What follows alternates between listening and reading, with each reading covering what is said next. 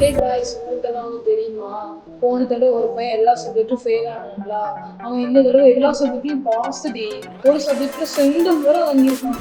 யார் அவன்? சொல்லவே இல்லை. ஹார்ட் அட்டாக்கே வர மாதிரி.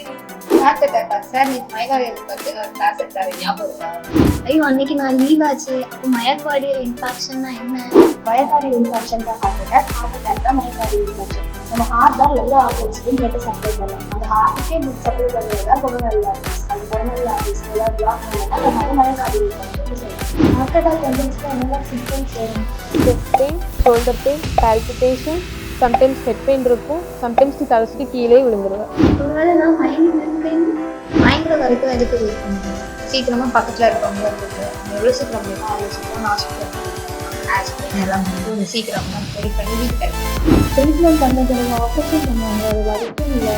ஆப்ரேஷன் வரைக்கும் தான் போக வேண்டாம். நம்ம கேம் நினச்சிட்டு கேட்லாப் வந்துருக்கு ஐஸ்கிரீம் எல்லாம் சீக்கிரமாக முடியும். அப்போ வந்து கேட்லாப் என்ன பண்ணுவாங்க? கேட் லேப்ல ஆன்ஜியோபிளாஸ்டி பண்ணுவாங்க. ஆன்ஜியோகிராம்னா ஹார்ட்டில் எங்கே பிளாக் இருக்குன்னு பார்ப்பாங்க. ஆன்ஜியோபிளாஸ்டினா அதை சரி பண்ணும். இப்போ சரி ஆயிடுச்சு. அடுத்து ஹார்ட் அட்டாக் வராமல் இருக்க என்ன பண்ணுறது?